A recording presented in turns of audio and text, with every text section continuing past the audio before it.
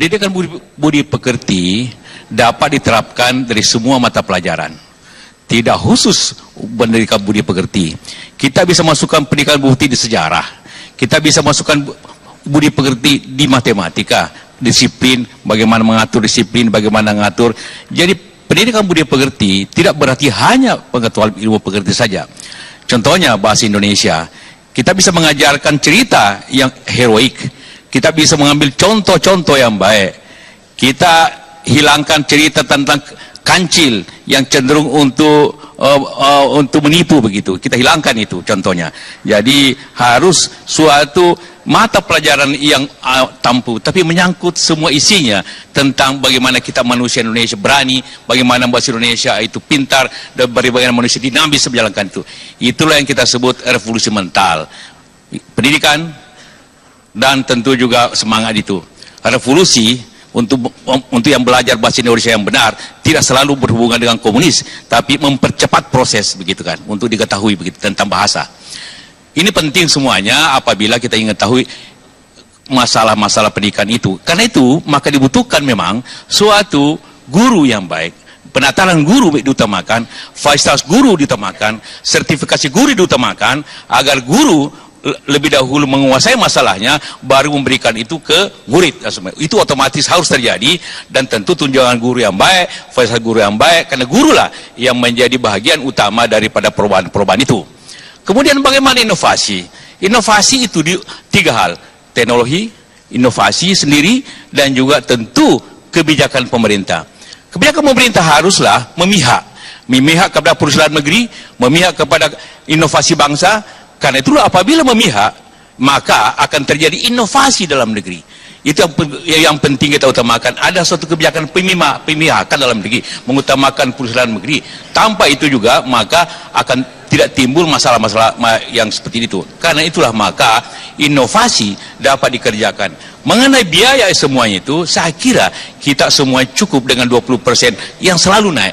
Satu-satunya departemen yang tidak pernah turun biayanya adalah Kementerian Pendidikan. Karena itulah maka kita tidak perlu khawatirkan itu. Yang dibutuhkan efisiensi daripada semua anggaran itu untuk inovasi, dan bagaimana menggabungkan seluruh inovasi-inovasi itu dalam satu sistem. Perguruan tinggi, lembaga research negara, swasta, bagaimana tergabung dalam suatu pekerjaan bersama. Begitu juga kelembagaannya. Pada waktunya kita akan menggabungkan antara pendidikan itu sendiri dengan riset, agar tergabung satu kekuatan yang besar. Pendidikan berkeadilan, inklusif, dan berkualitas adalah kewajiban konstitusi. Negara wajib melaksanakan itu. Ini adalah amanat konstitusi kita. Pasal 31 ayat 1, ayat 2, dan ayat 5 tentang iptek. Oleh sebab itu, tidak ada pilihan bagi kita melaksanakan itu. Dan anggaran tentu saja dapat kita siapkan untuk sumber daya manusia yang merupakan pilar utama membangun bangsa ini. Untuk membangun pusat-pusat inovasi penting bagi kita, karena itu adalah merupakan bagian daripada peningkatan daya saing bangsa kita. Tidak mungkin kita tidak membangun the center of excellence, pusat-pusat keunggulan, kalau kita sungguh ingin meningkatkan daya saing bangsa kita.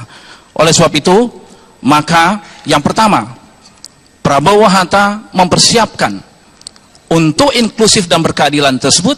Pertama, anggaran kita naikkan, terutama untuk perguruan tinggi kaitannya dengan iptek, meningkatkan bantuan operasi 2 kali lipat ke depan, menyalurkan 10 triliun dalam waktu 5 tahun ke depan untuk dana-dana riset yang fokus kepada prioritas-prioritas, mempercepat difusi dari temuan-temuan dari knowledge kita agar dapat diterapkan ke dalam sektor-sektor yang betul-betul penting, yaitu pangan, energi, transportasi, kesehatan, dan sebagainya.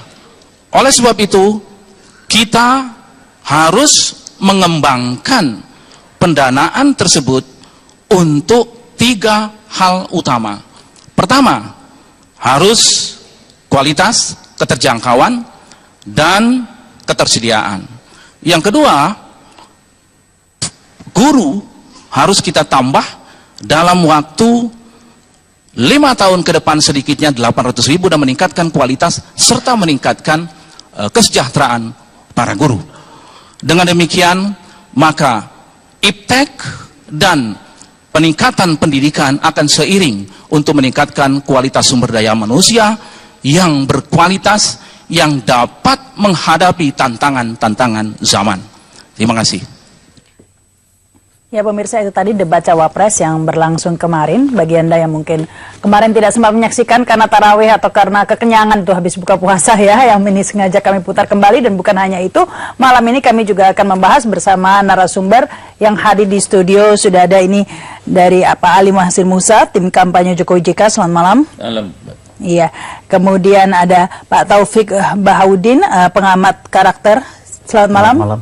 Pak Taufik, ada Bu Marwah Daud Ibrahim, tim kampanye Prabowo Hatta ini. Selamat malam, Assalamualaikum. Pak Darmaning Tias, pengamat pendidikan. Selamat malam. Iya, selamat malam. Iya, ini mungkin sebelum kita ke tim kampanye dan lain-lain, kita ke pengamat pendidikan dulu. Tadi kan ada disinggung-singgung ya. Catatan Anda dari visi misi dua cawapres ini bagaimana? Saya membedakan antara yang diucapkan dengan yang ditulis ya.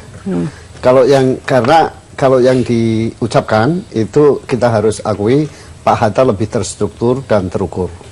Tetapi yang tertulis saya kira sebagian besar yang capres visi misi capres nomor 1 Pak Prabowo Hatta itu sebetulnya menuliskan apa yang sudah dijalankan oleh pemerintah sekarang.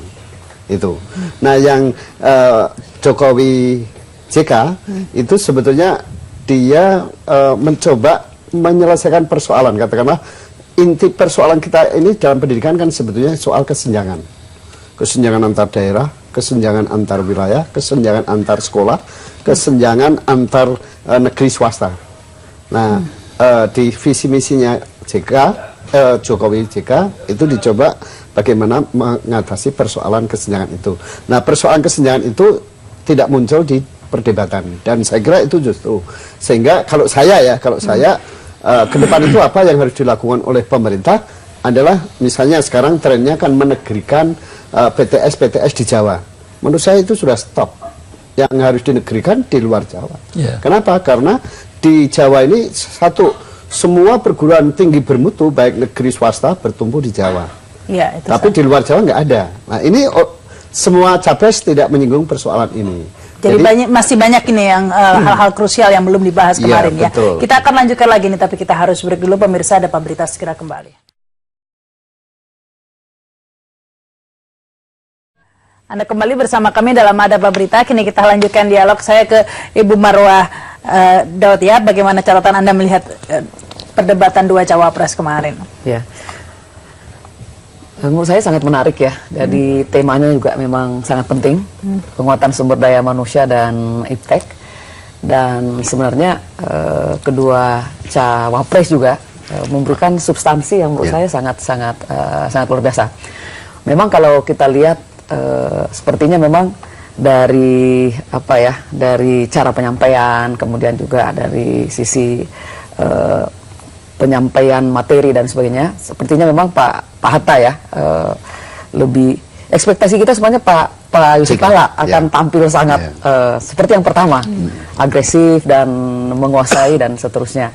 Tapi kemudian kalau kita lihat Pak Hatta dari awal dan sampai closing ya cukup terstruktur penyampaiannya dan menyentuh hal-hal yang meskipun menurut Pak Darmaning Tias tadi ada poin-poin yang seharusnya diangkat tapi tidak menjadi perdebatan. Ya memang kalau kita lihat pendidikan dengan waktu yang terbatas ya mungkin memang tidak bisa menyentuh semua, tapi salah satu yang krusial memang adalah akses yang adil ya. Sebenarnya tadi malam mungkin disebutkan bahwa inklusif dan sebagainya gitu ya, sehingga seluruh anak bangsa mendapatkan kesempatan pendidikan dari sejak sangat dini sampai pada. Bukankah Yusuf Kalla itu ya yang mengangkat itu ya, yang menggarisbawahi itu ya?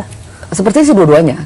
Kalau saya lihat Pak Hatta juga menyampaikan yang sama, Pak Yusuf Kalla juga menyampaikan yang sama. Tapi yang kunci memang adalah bahwa kita harus sebagai bangsa harus melihat bagaimana nih pendidikan kita dan IPTEK kita ini bisa membawa bangsa ini maju ke depan begitu. Nah, saya kira itu yang dua-duanya coba sampaikan. Dan saya kira dari tiga debat tadi malam menurut saya cukup menarik. Baik, silakan kalau Anda Pak Taufik. Saya ya di luar ekspektasi saya terus terang ya. Saya sudah menduga, saya melihat dari sisi kualitas kekuatan berpikir, Pak JK itu sangat menonjol dengan street smartness-nya sebagai entrepreneur. Karena sebagai entrepreneur saya tidak mengharapkan banyak, beliau akan dalam tanda petik yang mengungguli Pak Hatta pada saat paparan visi. Karena entrepreneur bukan di situ kuatnya. Nah, Pak Hatta sebagai yang berbasiskan academic smartness, memang dia akan sistematikanya bagus, memang segala macam. Saya mengharapkan Pak JK itu akan unggul pada waktu mulai berdebat, karena di sana entrepreneur itu keluar ya. Tetapi kok malah di bawah harapan saya gitu ya. Kebetulan selesai diskusi ada teman dari tim sesnya Pak JK mengatakan, saya tanya kenapa kok di bawah gitu. Beliau capek gitu. Buat saya make sense gitu ya. Karena capek nggak ada. Faktor U lah orang Jakarta bilang, usia umur gitu. Nah ini catatan saya yang pertama. Yang kedua, yang saya anggap mereka, saya nggak bicara dari sisi itu ya, dari sisi manajerial. Dua-dua ini berangkat dari asumsi menurut saya nggak pas. Mereka berangkat dari asumsi kalau dikasih dana, kalau dikasih sistem semuanya beres. Saya berangkat dari pemikiran kualitas pendidikan suatu bangsa adalah gambaran cerminan langsung dari kualitas kementerian yang mengelolanya.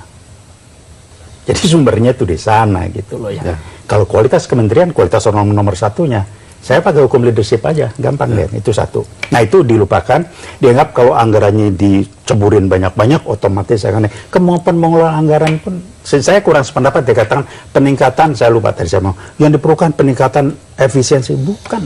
Efektivitas dari anggaran itu baru efisien. Efektivitasnya aja, maaf aja, saya di manajemen lihat nggak benar, itu yang kedua. Nah yang ketiga yang buat saya amat sangat serius, dan Pak JK kayaknya kecebur kalau bahasa Betawinya dengan revolusi mental ini. Terlihat betul orang yang memberikan masukan ke Pak JK ini tidak memahami konsep soft skill, bahwa masalah pengembangan pendidikan itu masalah intelektual, intelijen, dari tidak tahu menjadi tahu, dari tidak bisa menjadi bisa. Tapi kalau revolusi mental, walaupun saya kurang sepakat istilahnya, itu berbicara merubah tindakan, perilaku, berpikirnya orang. Ini soft skill, metodologi, proses, dan kerja otaknya nggak sama. Tapi Pak JK mengatakan, ya waktu pelajaran matematik dikasih nggak bisa begitu. Ini bukan knowledge. Ini bukan knowledge. Meskipun di closing statementnya disinggung gitu ya, peran keluarga begitu oleh Pak JK. Ini harus gerakan. Dan itu butuh orang nomor satu di Republik ini harus leader. Hanya leader yang bisa membangun itu. Kalau dia manajer nggak bisa. Manajer mengelola apa yang ada optimal aja. Merubah itu leader. Itu yang saya ini pasti berpendapat beda nih Pak Ali, silakan. Iya, soal pendidikan itu sebenarnya yang kita bicarakan bersama, kita ingin mengembalikan esensi pendidikan yang sebenarnya, yang tidak hanya mengejar IQ ya, intelligent quotient, tapi sebenarnya kan spiritual quotient atau orang sering menyebut ISQ itu kemudian dijabarkan dengan lebih operasional. Hanya memang Pak Jokowi membuat istilah lebih, ya dia ingin lebih wah lah gitu, revolusi mental. Ya? Sebenarnya diskusi-diskusi yang tiap hari ada itu, kita ingin bicara bahwa pendidikan tidak hanya mencerdaskan otak, mencerdaskan adalah hati, emosi. Sebenarnya berangkat dari sana, dan itu betul. Saya termasuk yang sepakat bahwa selama ini kita ini kan Kementerian Departemen Pendidikan dan Kebudayaan, apa yang dilakukan pemerintah sekarang mengajar bukan mendidik. Sebenarnya itu berangkat dari situ. Bahkan Jokowi sempat memberi contoh ya, sekian persen budi pekerti, sekian persen ilmu pengetahuan, itu sudah itu soal teknis ya. Tapi sebenarnya ide dasar yang sering kita bicarakan bersama itu bahwa mendidik itu beda dengan mengajar. Kita harus akui anggaran 20% yang ada sekarang, dan itu sebenarnya sudah terlambat, Mbak. Jadi negara-negara sekitar kita itu sudah bukan mengukur 20%, 10% itu dari JNP. Jadi mengapa Thailand berani 5% dari JNP, bahkan Australia lebih 6%, Malaysia apalagi lebih tinggi lagi. Itu kita sudah kuno 20%. Kemudian soal, ya sebenarnya soal efektivitas skalanya itu hal yang teknis menurut saya. Jadi inti dasarnya ketika sering kita bicara adalah bagaimana kita ini mendidik bukan mengajar. Sebenarnya di sana. Makanya kemudian Tentang Pak Jokowi penampilan, memang ingin buat istilah yang lebih revolusi mental. Ya memang perilaku orang itu mesti berangkat dari keyakinan. Keyakinan bisa agama, bisa adat, bisa local wisdom ya. Bahwa itu dari sini. Di perilaku orang itu dari dalam dulu, itu panglimanya di sini. Maka penelitian-penelitian yang sering kita baca bahwa kecerdasan otak itu akan ditentukan kecerdasan hati dan spiritualnya. Arahnya sebenarnya ke sana. Seperti itu tuh Pak. Saya sih melihat betul, artinya maksudnya, tujuan, niatnya sama ya. Jadi bahkan kalau saya mengkoreksi terminologi aja, walaupun maknanya jadi berbeda. Yang dikejar sekarang ini bukan sumber daya manusia yang hebat, bukan, tapi kecerdasan yang ada pada sumber daya manusia itu. Jadi kalau masih ngomong daya saing kita adalah di SDM, itu udah ketinggalan salah angka. Kalau di bahasa silat, buku silat, kalau cuman kecerdasan SDM saja itu cuman sekumpulan daging, yang nggak ada gunanya. Tapi kecerdasan yang ada pada sumber daya manusia. Nah, sekarang pemahaman kecerdasan bukan intelektual, bukan basisnya intelektual, basisnya spiritual. Nah, kalau sudah spiritual yang Bapak tadi bilang, ini mungkin ditambahkan merubah itu. Jadi memang kalau mau mengubah bangsa ya harus mulai dengan mengubah pola pikirnya. Dan di visi misi Prabowo Hatta itu sangat jelas disampaikan. Pertama ya di pendidikan itu adalah memang mengubah karakter atau memperbaiki karakter, menguatkan karakter, dan disebutkan secara jelas di situ ya karakter yang berbasis Pancasila. Dan di sana memang kita jelas Pancasila itu dimulai dengan ketuhanan yang Maha Esa. Bagaimana betul-betul setiap manusia Indonesia itu berketuhanan yang Maha Esa dan tergambar dari perilakunya, tergambar dari apa yang mereka perlihatkan.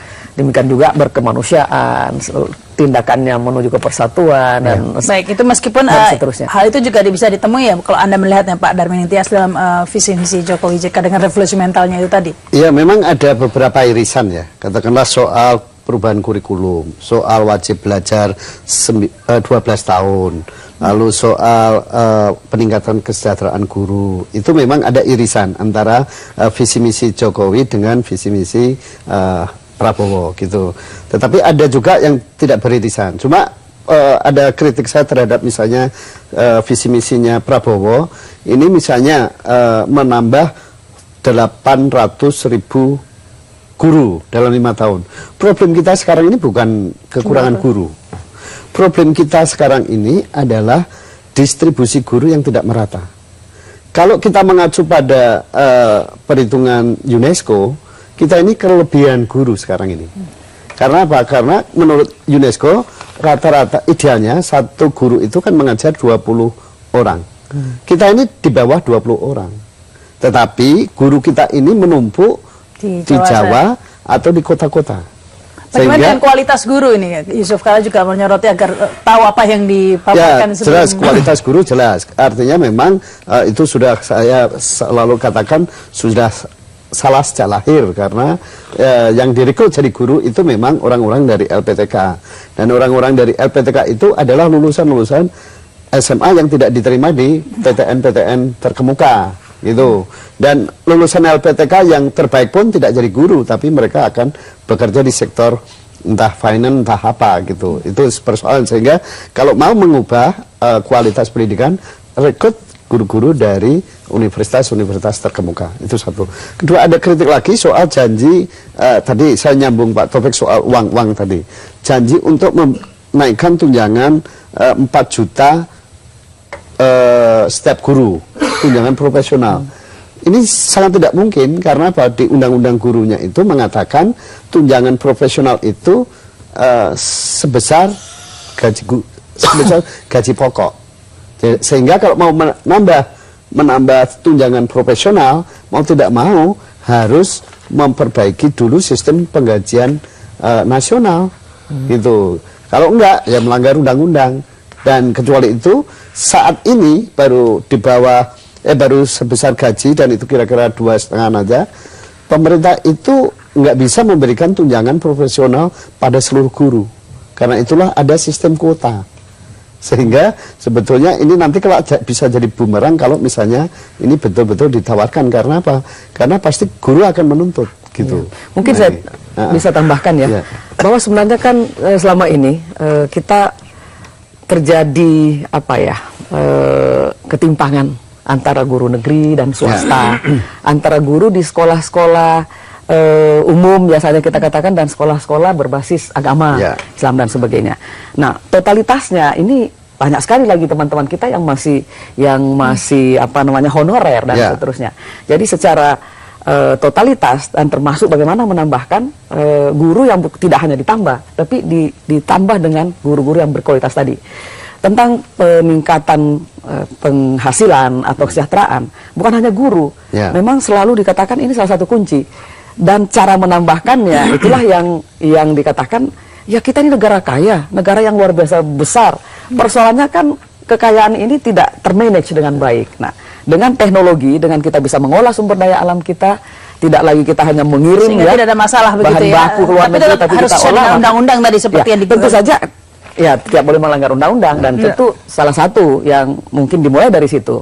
Ya, supaya saya nanyanya gini, Bu, apakah undang-undang kalau nggak fit itu nggak boleh dirubah? Bisa. Leader berpikir yang tidak pas dirubah. Kalau manajer ya apa yang ada itu dikerjakan. Saya nggak sepakat. Kenapa nggak sepakat? Kita ini berpikirnya dia berangkat dari asumsi guru itu tinggal pencet kenapa. Kalau kita mau ngopenin anak didik, opinilah orang yang ngopenin anak didik. Kita tidak pernah memperhatikan nasib guru. Baik, ini kita tahan dulu nih Pak Ahli. Kita harus break ini. Pemirsa, ada Pak Berita segera kembali. Ya, Anda kembali bersama kami dalam ada apa berita. Kita lanjutkan tadi terputus ke Pak Ali Hasan Musa. Kalau menurut Anda bagaimana Pak? Ya, jadi lagi-lagi bahwa pendidikan itu kan mesti karakter yang harus diutamakan. Maka dengan demikian saya setuju dan saya selalu memberikan masukan-masukan Mbak bahwa kesenjangan yang sering disebut berbagai pihak, para pengamat terutama antara luar Jawa, di Jawa, tidak usah jauh-jauh lah, yang negeri dan swasta. Itu udah jadi persoalan-persoalan yang pokok. Dan terutama kurikulum yang baru ini menurut saya juga kurikulum yang sebenarnya belum menyentuh apa yang disebut dengan mendidik itu. Maka dengan demikian itu malah ada beberapa tahapan pengajaran dengan kurikulum yang baru itu sebenarnya sangat liberal gitu loh. Itu hal yang menurut saya kemarin sudah kita bicarakan bersama, tapi seperti itu nantilah itu soal operasional ya, how to do it-nya ya.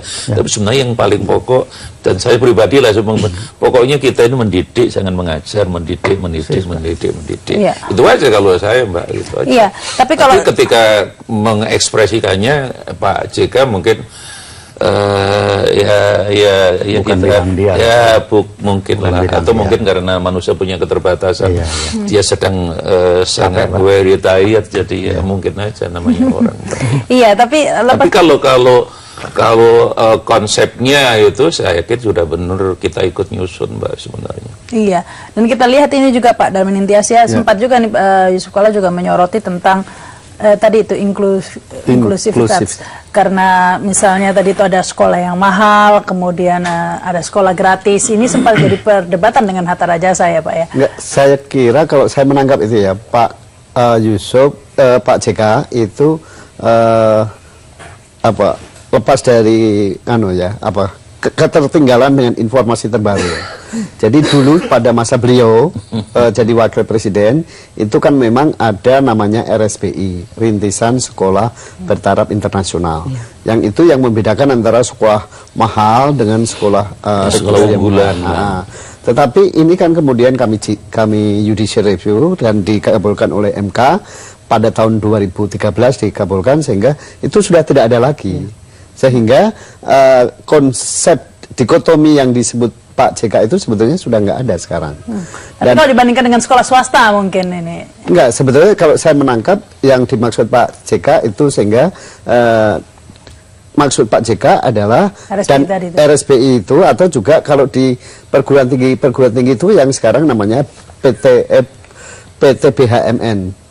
Perguruan tinggi badan hukum milik negara itu, di mana orang-orang kaya bisa membayar lebih mahal dan orang-orang miskin bisa membayar lebih kecil. Tetapi sekarang pun itu sudah direvisi dengan adanya namanya uang kuliah tunggal gitu, UKT. Nah, uang kuliah tunggal itu yang menjadi pengerem bagi penarikan uang yang terlalu tinggi. Sehingga dalam hal itu saya kira Pak JK memang agak ketinggalan informasi dengan apa yang terjadi belakangan ini. Ya paling nggak 2 tahun terakhir ini. Iya. Iya, baik. Selain itu juga yang disoroti juga dalam perdebatan ini masalah infrastruktur misalnya. Ini juga sempat juga menjadi perdebatan. Dan yang mungkin saya ke Marwah Daud ya. Ini sempat juga disoroti karena Hatta Rajasa juga sempat menjadi Menristek. Nah, tapi infrastrukturnya ini sering hanya dibicarakan saja katanya ya, tidak dilaksanakan begitu. Kalau Anda melihat bagaimana? Iya. Jadi memang tadi malam juga diceritakan kuncinya sebenarnya begini. Kenapa sih riset kita tidak terlalu berkembang gitu, teknologi kita masih banyak import, apa yang salah kan itu muncul pertanyaan. Ya tentu ada aturan, kemudian ada infrastruktur, terus ada juga yang dikatakan insentifnya bisa terkait dengan keringanan pajak, bisa juga yang paten itu kan. Tapi yang menarik juga yang disampaikan oleh Pak Hatta yang mungkin biasanya disebut triple helix itu, berulang kali beliau sebutkan bahwa ini hanya bisa, IPTEK ini bisa berkembang seperti juga di banyak negara adalah ketika pusat riset itu yang sebagian milik negara itu bekerjasama dengan perguruan tinggi dan kemudian juga bekerjasama dengan swasta. Nah, kerjasama ketiganya itulah kemudian triple ya bisa membangun sebuah sinergi yang bisa kemudian menghasilkan inovasi. Dan menurut saya yang menarik lagi adalah disampaikan ini harus terdistribusi, harus dikaitkan dengan penguatan di daerah masing-masing sesuai dengan kompetensi daerah. Jadi keunggulan-keunggulan daerah itu bisa didukung dengan penguatan riset IPTEK di situ, di mana pemerintah terlibat, swasta juga terlibat dan pusat-pusat riset di dalamnya. Jadi menurut saya sudah mencoba menjelaskan ya, baik dari sisi pendidikan maupun dari sisi penguatan sains dan teknologi dan bagaimana supaya ini bisa membangun bangsa ini ke depan. Karena seperti juga dikatakan, ya memang nggak bisa kita hanya bertumpu pada sumber daya alam yang pelan dan pasti itu akan berkurang gitu ya. Tapi sumber daya manusia inilah yang menjadi pilar utama yang dimiliki bangsa dan memang harus diberikan investasi yang tinggi, yang kuat. Jadi itu bukan spending itu sebenarnya kalau kita bicara sumber daya manusia, tapi kita bicara investasi jangka panjang gitu. Iya, jadi kalau tim kita termasuk yang disampaikan Pak JK dan sering Pak Joko itu ekonomi kreatif itu bagian daripada yang appropriate teknologi lah. Itu kita berangkat dari yang real yang ada di masyarakat seperti itu yang harus diberi bantuan, dikembangkan, atau mungkin memerlukan penelitian yang lebih lanjut perlu dikembangkan untuk ekspor sebenarnya begitu. Jadi pikiran-pikiran yang dari bawah lah kita ini ya memang kalau Pak Hatta menyebutkan 10 triliun untuk itu mungkin ya ini kan memang agak beda, satu dari atas ke bawah, yang satu memang dari bawah ke atas, kelihatannya begitu bedanya memang di situ. Jadi ekonomi kreatif ini yang sebenarnya yang kita ingin jadikan tumpuan untuk pengembangan teknologi karena sudah jadi gitu Pak. Macam-macam teknologi yang bisa diciptakan anak-anak kita di daerah itu kan luar biasa sebenarnya, tapi karena infrastruktur kurang mendapatkan bantuan, tenaga ya, kemudian juga follow up selanjutnya ke luar negeri, itu yang juga yang kita ingin pikirkan bersama. Kemudian ada pun riset-riset di perguruan tinggi sudah bareng tentu nanti akan kita kembangkan lah, tapi sebenarnya yang kita ingin prioritaskan justru itu kan bagian dari riset. Ekonomi kreatif itu sudah hal yang sudah jadi yang perlu dikembangkan. Kita sedih lah kalau di Jawa misalnya kita sedih ini kates Thailand, jambu Bangkok, ya kates mesti dari Cina, California, ya sekarang daun salam pun katanya itu udah dari Thailand. Ya kita ketinggalan, tinggal satu aja yang kita banggakan kalau kita di Jawa, gula Jawa gitu. Lah ini makanya Pak Jokowi itu selalu hal yang sudah real itu kita kembangkan bagaimana. Lah adapun yang agak yang akan spektakuler ya tetap nanti ya semacam pilot proyek lah kira-kira begitu. Baik kita harus break dulu lagi nih, kita lanjutkan lagi nanti pemirsa setelah pesan-pesan berikut ini.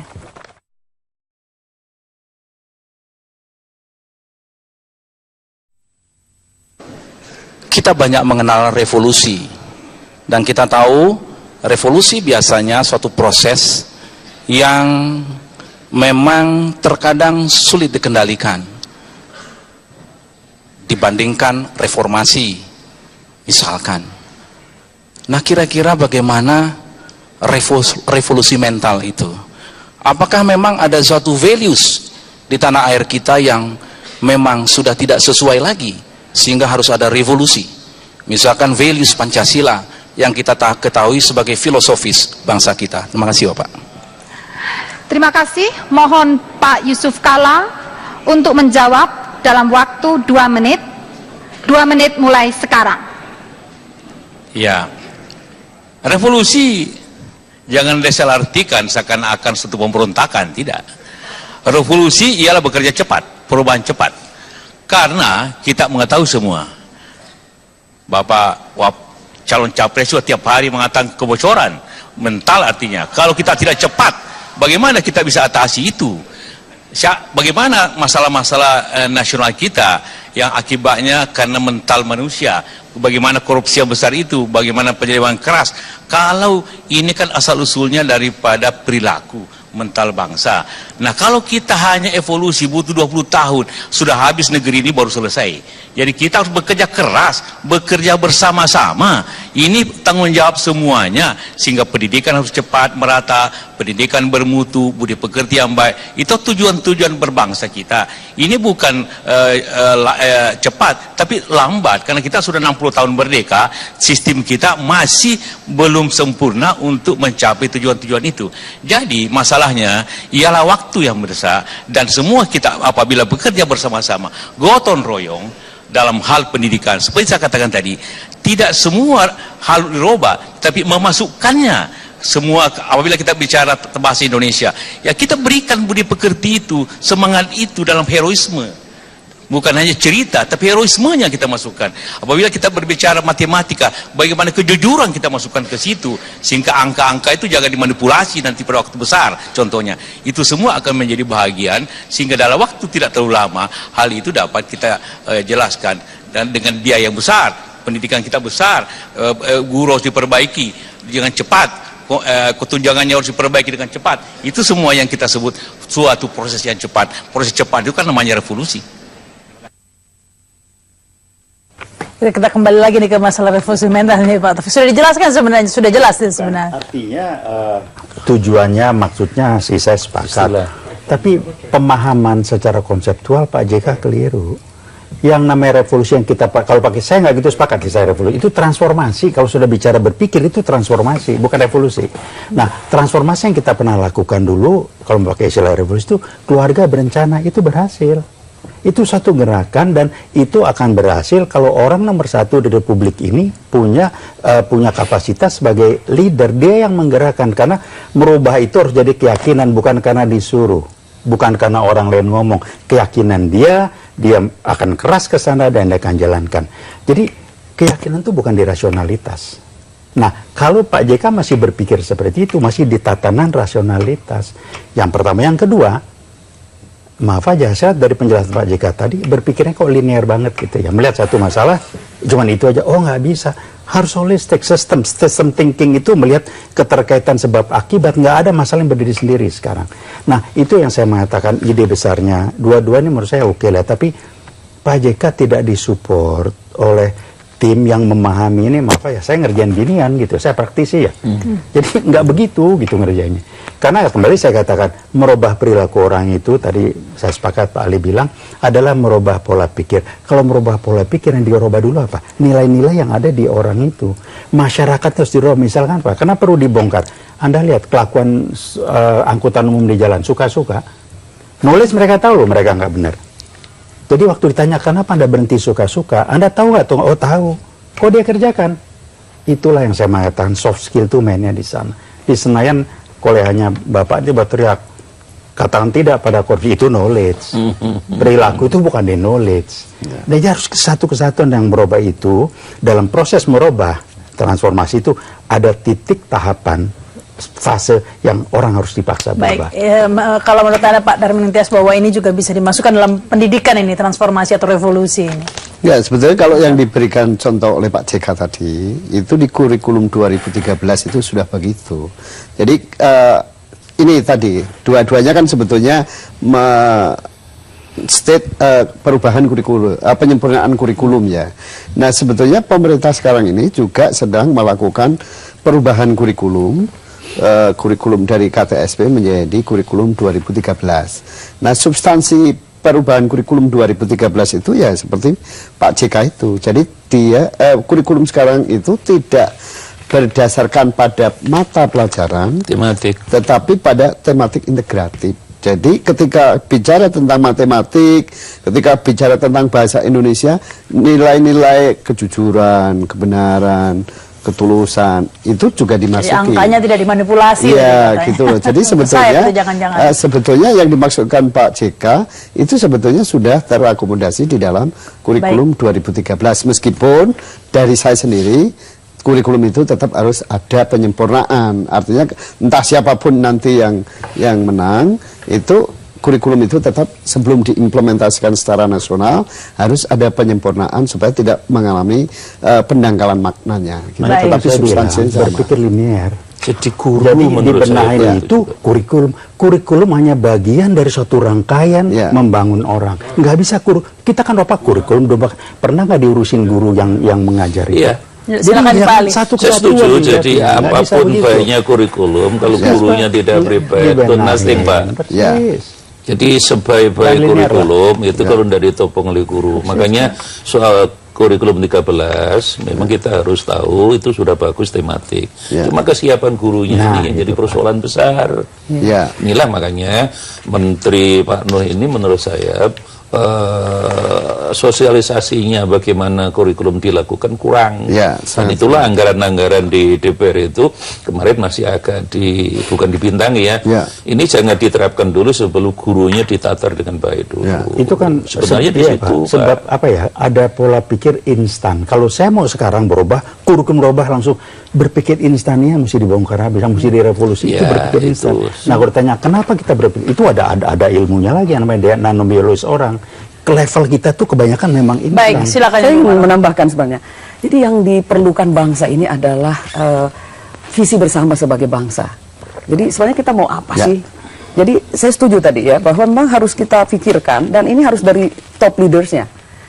Jadi bagaimana misalnya ketika Korea mau berubah Pak, kita hampir sama dengan mereka. Ketika pemimpinnya mengatakan ya kita harus menjadi bangsa yang maju dan ya paling tidak kita mengalahkan Jepang misalnya. Kemudian bagaimana misalnya ketika Singapura, ya hampir sama lah Indonesia sebelumnya. Tapi seorang pemimpin mengatakan, ya kita harus maju seperti majunya Swiss, sehingga seluruh tatanan bangsa itu kita berubah Pak. Malaysia juga, hampir sama lah kita sebelumnya Pak ya. Bagaimana misalnya, kebiasaan antri, kemudian kebiasaan-kebiasaan lainnya. Meludah di sana-sini, dan sebagainya. Lalu membuang sampah.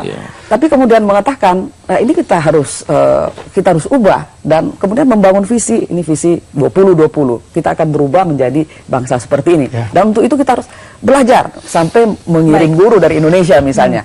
Jadi menurut saya ini kita mungkin mulai dari situ, dan di situ yang saya tangkap ya Pak Prabowo dan Pak Hatta, visi besarnya mengatakan kita nggak bisa menjadi bangsa yang nomor 2, kita harus menjadi bangsa yang besar. Dan itu kemudian disampaikan. Jadi dan cara berpikir itu, transformasi itu harus muncul di situ Pak. Dan kita harus pikirkan memang mulai dari apa kita harus break dulu nih, kita lanjutkan lagi nanti. Pemirsa, kami segera kembali setelah pesan-pesan berikut ini.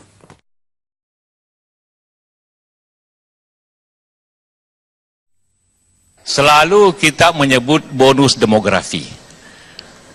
Apalagi Bapak dan pemerintah selalu berbicara akan terjadi pertumbuhan karena bonus demografi. Tapi kalau kita tidak hati-hati, bonus demografi bisa menjadi bencana demografi. Karena itu, apa langkah-langkah menurut Pak Hatta untuk melaksanakan bahwa bonus demografi itu betul-betul bonus, bukan musibah? Terima kasih, mohon untuk dijawab dalam waktu 2 menit mulai sekarang. Terima kasih. Bonus demografi harus betul-betul kita manfaatkan karena hanya sekali dan tidak akan terulang kembali. Usia produktif ini harus kita jadikan tidak hanya usianya saja yang produktif, tapi produktivitasnya harus kita tingkatkan. Tidak ada jalan lain, 2 saja Pak JK. Pertama pendidikan. Pendidikan, dan yang cepat adalah bagaimana upaya-upaya kita faktor yang kita sebut dengan total factor productivity masuk ke dalam elemen pertumbuhan ekonomi kita, dan itulah yang kita sebut dengan sains dan teknologi. Oleh sebab itu, maka bonus demografi ini haruslah kita isi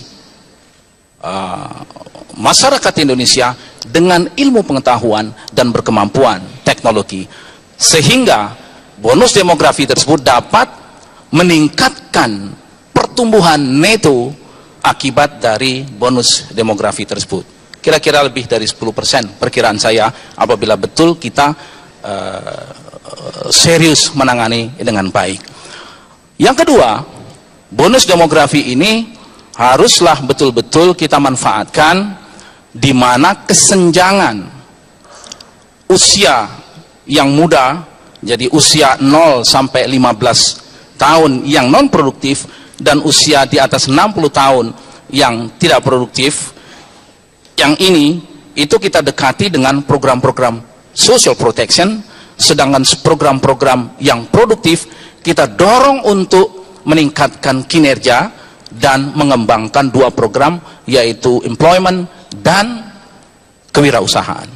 Dengan demikian maka usia produktif bisa kita tingkatkan produktivitinya. Masih Pak JK. Ya, ini masalah demografi atau penduduk ini juga sering menjadi pertanyaan juga ya, seringkali jadi ini 250 juta penduduk ini masuk Piala Dunia saja nggak bisa itu.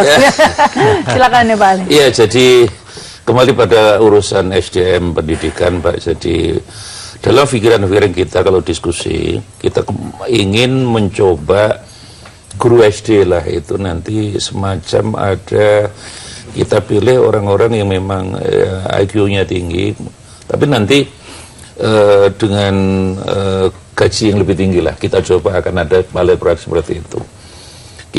Kita mencoba ya, beberapa teman misalnya ada yang sudah ke Finlandia ya, Finlandia itu kan bagus sekali. Jadi di sana itu untuk menjadi guru tidak semua orang bisa. Jadi karena apa? Karena dia harus memiliki karakter yang sudah teruji, IQ yang tinggi. Tapi juga mereka yang sudah lulus itu sudah beruntung yang mendapat gaji yang tinggi. Ada semacam pikiran-pikiran kemarin dari pikiran bahwa kita mendidik bukan mengajar tadi, kita mulai nanti ada pilot proyek. Tidak mungkin semua ya hal seperti itulah, kita mulai dari sana nanti. Jadi supaya guru itu bukan seperti disebutkan Pak Darmaningtyas tadi hanya sisa-sisa laskar pajang lah kira. Jadi ya sekarang yang menjadi guru itu kan mereka-mereka sudah masuk fakultas kedokteran. Tapi apa solusinya nih Pak? Ya justru itulah makanya harus ada ya semacam insentif lah. Jadi mereka yang mau jadi guru tapi dengan syarat karakternya baik, tidak psikologi lah, misalnya mudah juga IQ-nya tidak boleh harus rendah gitu loh. Memang sudah awal, seperti dulu kan ada pendidikan guru, misalnya ada SPG, ada kalau pendidikan guru agama. Iya, saya dulu dari PGA guru agama. Saya pernah belajar mulai ngajar tingkat TK, ya SMP, sampai ngajar di perguruan tinggi lah. Jadi proses itu menurut saya itu. Jadi namanya ngajar itu ya enjoy lah kita jadi guru itu menurut saya. Nah, kita mulai dari sana lagi kira-kira begitu. Menurut Anda itu kunci untuk meningkatkan SDM ini atau jumlah penduduk Indonesia yang begitu besar agar lebih produktif begitu Pak Darmaningtyas? Ya memang saya kira kunci guru, dan saya kira memang untuk pengangkatan guru ini harus ada revolusi. Kalau enggak memang ya akan begini. Konsekuensinya ini adalah harus ada banyak penutupan LPTK swasta yang saya kira yang tidak bermutu yang bermunculan saat ini. Jadi sekarang ini jujur saja saya agak sedih karena di satu sisi kita berharap banyak pada guru, tetapi guru-guru kita ke depan ini nanti akan didominasi oleh mereka-mereka yang bersekolah di LPTK swasta yang fasilitasnya sangat minim, tenaga pengajarnya juga sangat minim, sehingga pasti kualitasnya juga akan dan proses rekrutmennya Pak itu masih pakai duit. Betul gitu. Ini yang keliru besar ya. Tadi saya menyambung aja, masih banyak orang melihat, saya ngomong karena saya ngerjain ya. Orang masih berpikir entrepreneur itu bisa dibangun dengan di training, guru itu bisa dibangun dengan dibikin sekolah. itu mental, entrepreneur itu mental, guru itu mental, leader itu mental. Tidak ada pendidikan yang bisa membuat seorang yang bukan leader menjadi leader kalau dia brainnya tidak mendukung. Itu ada ilmunya, ada, saya ngerjakan itu. Nah ini nggak mau dipakai, kenapa? Nggak mau pada belajar, ilmunya ada Pak. Saya kalau mentraining orang, ini bisa leader nih. Maaf ini harus saya putus lagi di sini karena kita akan segera mengikuti nih laporan khusus ini. Salah satu mungkin yang bertanggung jawab dengan kualitas SDM pejabat ini. Ini ada vonis Akhil Mukhtar ini, kita akan ikuti nih dari sidang tipikor saat lagi pemirsa. Ya itu tadi laporan dari tipikor ya, kita belum menyaksikan ini bagaimana nasib atau vonis yang akan diterima Akhil Mukhtar. Kita akan terus mengupdate tentunya pemirsa informasinya. Namun sebelumnya kita lanjutkan ini dialog saya kembali ke Pak Ali Hasan Musa tadi itu ya. Tentang tadi ini SDM yang berlimpah jumlahnya, demografinya, bonus justru dipertanyakan seringkali menjadi malapetaka oleh JK ini. Iya, jadi satu yang menjadi keprihatinan kita sebenarnya dari awal jumlah Mbak, kemarin kalau kita diskusi, kita ini sedih, jumlah yang ada itu tidak sama semua. BKKBN ngitungnya berapa, statistik berapa, itu kita mulai dari sana nanti sebenarnya kalau background. Kita kemarin ngitung udah, kita nanti cari lembaga yang betul ngitung benar. Hari ini kita bingung, jadi itu demografi UI sekian, misalnya itu Mas apa itu teman saya itu orang Makassar itu Mbak Mar itu Mbak siapa itu Mbak Tuning, bukan Mas siapa itu Priyono, bukan yang ketok UI itu anak-anak dari Makassar itu sampai itu dia hitungannya sekian, kemudian BKKB sekian, kemudian si statis sekian, itu kita mulai berencana.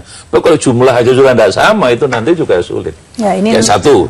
Yang kedua, memang kita ingin bahwa pendidikan itu betul-betul dimulai daripada SD. Jadi namanya PAUD, namanya TK, sekarang itu tetap bermain, tidak seperti sekarang kebablasan. Penelitian menyebutkan anak-anak yang sudah otaknya ya dijejali dengan pengetahuan ketika masih di TK itu ketika kelas 4 itu sudah mulai ada penurunan. Ya, makanya biarlah anak bermain dulu, PAUD lah tuh, PAUD aja sekarang sudah mulai disuruh baca, suruh itu sebenarnya udah kebablasan Mbak. Artinya kita harus kembali pada tahapan-tahapan psikologi anak lah kita perkembangan. Maka dari situ, bentar Mbak, ya dari situlah nanti kalau sudah benar di situ, lagi-lagi di SD inilah kita akan mencoba ada proyek. Jadi tidak semua orang bisa jadi guru gitu loh, dan itu akan kita letakkan di daerah-daerah terpencil. Ya, pengalaman kita di daerah kesenjangan terutama di Papua ya, kita lihat masih ada SD yang guru hanya 6 kelas itu hanya 1 misalnya, itu pun tidak banyak datang. Ya, kita akan letakkan ke sana nanti ya. Pemerataan juga ini ya. Baik, silakan nih Bu. Jadi sebenarnya pertama tentang demografi ya. Jadi kita menyadari bahwa sekarang ini itu pertambahan penduduk kita sekitar 5 juta per tahun, itu sama dengan satu Singapura itu ya. Jadi memang keluarga berencana ini perlu menjadi BKKBN ya, yang sekarang dilepas ke daerah. Mungkin meskipun itu tidak disinggung oleh cawapres ya, betul. Dan itu mungkin perlu. Sekarang kita ada penyuluh hampir 1,5 juta orang yang sebenarnya juga belum optimal, dan ini perlu yang terpilih nanti memikirkan betul, karena pertambahan penduduk yang memang tidak terkontrol, tidak terencana, itu bisa menjadi bencana. Tapi kalau terencana dengan baik akan sangat luar biasa. Yang kedua tentang pendidikan. Malah kalau pendidikan karakter itu saya lihatnya justru mulai dari pendidikan anak usia dini. Anak saya waktu itu mengalami pendidikan di usia dini ya, di luar ya. Waktu itu saya sekolah di Washington Pak. Jadi anak itu di TK ini itu S3 itu yang ngajarin. Dan memang backgroundnya pendidikan, dan yang diajarkan tuh nilai. Jadi misalnya kalau lebih dari 2 orang antri, dan itu bukan tidak diajari, tapi dipraktekkan, dilakukan. Kemudian mengajar berterima kasih. Kalau orang berbuat baik harus berterima kasih. Itu tiap hari kita biasa mendampingi orang tua, mendampingi itu puluhan kali, ratusan kali di pembiasaan. Jadi mungkin kata kuncinya karakter itu salah satunya pembiasaan. Yang kedua, say sorry. Kalau Anda bersalah harus mengucapkan maaf. Dan itu betul-betul disuruh praktekkan satu persatu anak itu pemeriksaan. Ya sama yang kita nonton tadi kan, bagaimana misalnya sudah korupsi nggak pernah ada kata maaf kepada rakyat, saya hilaf atau biasa saja ketawa-ketawa bahkan kan, karena tidak dilatihkan. Nah kemudian bagaimana misalnya sederhana biasa kita lihat bagaimana kalau membuka pintu menunggu orang lain masuk, apalagi pintu otomatis. Jadi menurut saya ini memang kalau bicara karakter itu harus komprehensif. Jadi di rumah diajarkan, dimulai pendidikan anak usia dini dibiasakan, tapi juga media harus membiasakan. Nah, ini juga kita keteter Pak ini. Kita tidak merancang isi media kita. Anak kita nontonnya film Korea, nanti besok India, lusa. Lalu budaya kita mana? Karakter building kita mana? Kita harus menginvestasi dalam jumlah yang cukup banyak untuk membuat program-program. Kalau di Amerika misalnya kan ada Sesame Street ya. Bagaimana pembiasaan menyamakan toleransi diajarkan di situ, atau mungkin di Australia, bahkan juga di negara-negara seperti Korea. Anak itu mau dijadikan seperti apa? Itu tergambarkan dari memang film-film yang dibuat di situ. Ya memang. Kalau zaman saya masih kenal lah timun mas, bawang putih, bawang merah, masih tahu kita. Bacaannya. Kalau zaman sekarang saya yakin sudah tidak tahu lagi anak-anaknya sekarang. Dampak dari berpikir linear, lihat masalah ya cuman itu aja. Padahal jangka panjang. Iya, padahal yang kedua tadi Bu Marwah bilang, memang kalau dari sisi otak itu ada the golden age sampai dengan Anda bilang usia 9, usia 12, membentuk manusia itu di usia itu. Kenapa? Membangun manusia kan membangun program neuropatwi di otaknya, di sistem otomatis yang akan membuat dia kalau salah begini, itu yang harus dibangun. Bukan knowledge. Itu bukan knowledge. Baik, kita harus break dulu. Ya, masih ada satu segmen lagi, mungkin nanti akan closing statement ya. Pemirsa kami segera kembali sampai berikut ini. Ya, Anda kembali bersama kami dalam Ada Apa Berita. Ini sudah di segmen terakhir, jadi langsung saja closing statement. Silakan ini Pak Darmin Intias dulu. Ya, menurut saya kita berharap presiden yang akan datang ini itu bisa mengubah satu sistem pendidikan, terutama misalkan ya yang selalu menjadi isu besar dan juga ditanyakan di dalam debat kemarin adalah masalah ujian nasional. Ujian nasional ini itu kan bentuk penyeragaman. Nah, saya selalu mengatakan ujian nasional sebagai pemetaan kualitas itu nggak masalah. Tetapi dia tidak harus dilakukan setiap tahun dan tidak harus dilakukan di ujung kelas, artinya kelas 6, kelas 3 itu. Nah, yang kita perlukan adalah ujian nasional sebagai pemetaan itu. Tetapi kalau ujian nasional sebagai penentu kelulusan, saya kira itu tidak perlu lagi. Nah, apalagi kalau mau konsisten melaksanakan kurikulum 2013, meskipun saran saya tetap harus ada revisi ya, itu semangatnya nggak dengan ujian nasional. Nah ini yang saya kira agak kelewat dari pendalaman para capres. Saya tidak tahu kalau di internal ya, tetapi di debat kemarin tampaknya Pak JK itu masih ingin mempertahankan ujian nasional sebagai penentu kelulusan itu. Mudah-mudahan di internalnya tidak begitu. Itu aja. Baik, silakan nih. Saya ingin menyambung tentang ujian nasional. Jadi memang gagasan awal yang ini dari Pak JK ya. Dan tadi malam juga beliau katakan itu sudah terjadi perubahan-perubahan. Tapi memang ini perlu dievaluasi, kalau perlu ditiadakan begitu. Jadi kalau kita lihat ya kan sebelum seluruh sistemnya terbangun akan sangat luar biasa.